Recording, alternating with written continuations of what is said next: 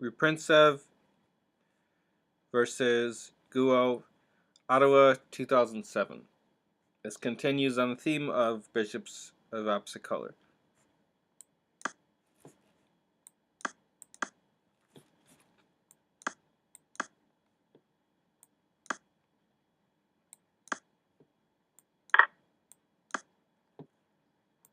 Check.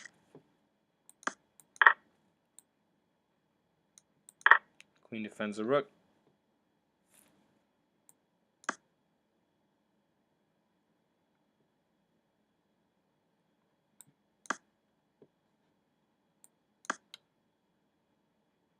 So maybe white's a little ahead in development. They have open lines for their bishops and their rook.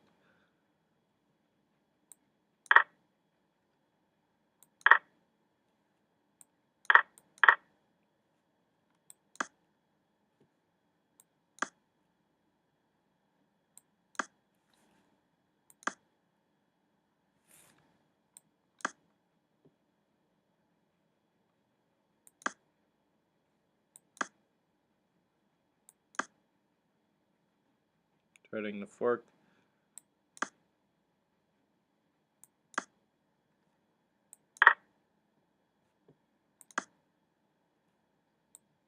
Check.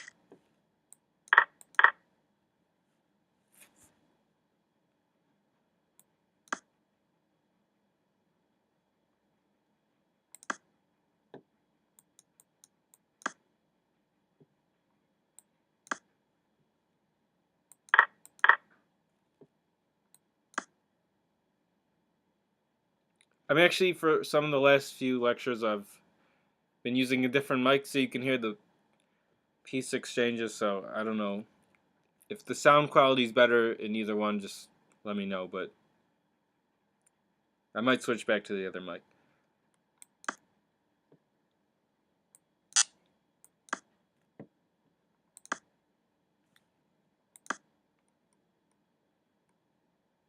So the d4 pawn is threatened, so white couldn't capture on b7.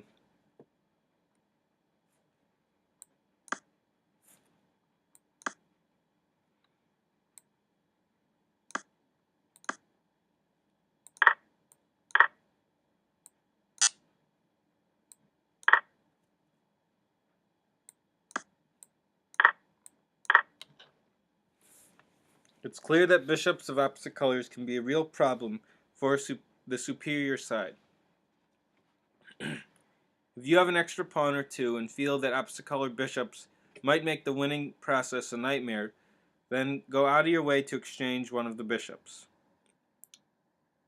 This sounds obvious, but I've seen many players not grab the chance for such a trade and pay for it later in a lost half point. So this is more of an endgame, but it's really useful to know the endgame because it makes a better middle game player when you're always thinking about endgame. In this position, white has a solid extra pawn in the superior king, which would love to rush into the enemy position via king c4 to b5 to a6. So white has the solid extra pawn and the superior king. However, the d4 pawn is under pressure, and a possible knight c7 will keep white's king out of b5. Even more bothersome is the presence of bishops of opposite colors. So, without further ado, white snapped off the knight and ended the opposite bishop threat. Bishop takes e6, exclamation point. Threatens knight g6 check, winning the bishop, and also ties the enemy king to the defense of e6.